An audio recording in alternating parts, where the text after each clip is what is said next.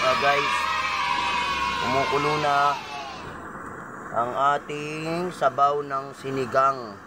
So ilagay na natin tong isda. Tilapia nga pala yung binili namin. Ito, lalagay na natin taba, oh. Taba pa naman ng tilapia, guys, oh. Yun, oh. Sana all.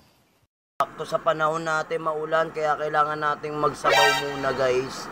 So, okay, nagluto ako rito ng sinigang na tilapia. Kasi maulan at request din ng aking mga anak, gusto may sabaw.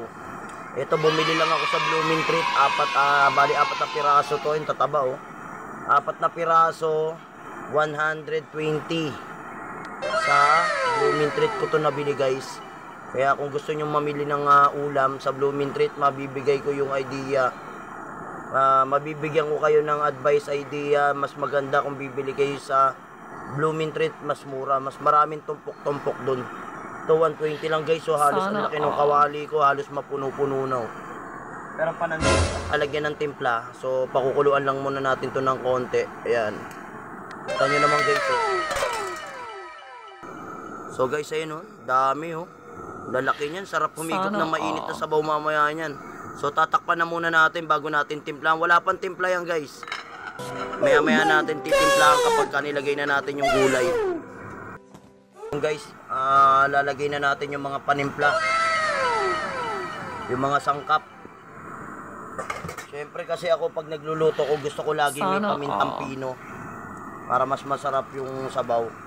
So ayan, paikot lang natin dito pamintang pino. Tapos lagay na rin natin siyempre yung bechin para may lasa na, guys.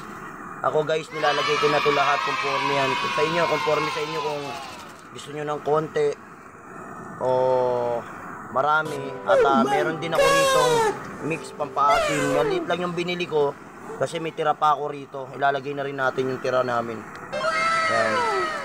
Kasi ayaw rin ng anak ko ng medyo sobrang asim. So akin na yung sobra.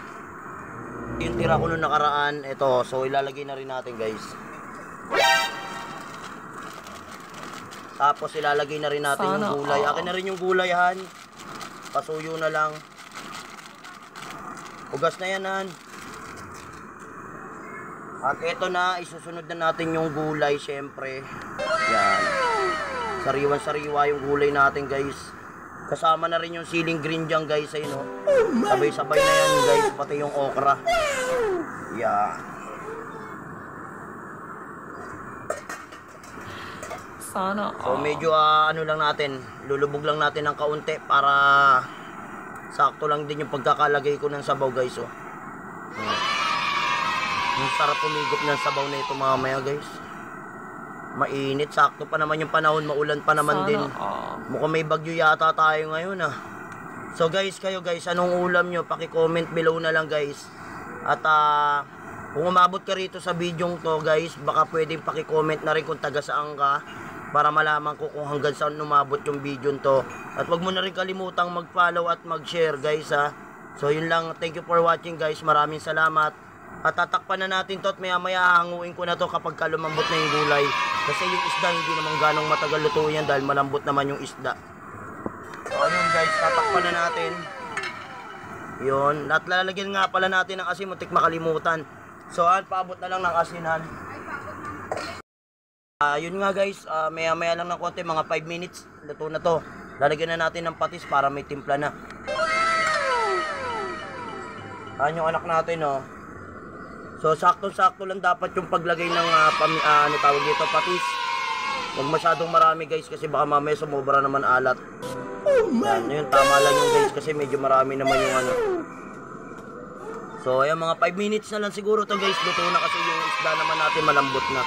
So, yun lang, guys. Maraming salamat. Bye-bye. Thank you so much, guys.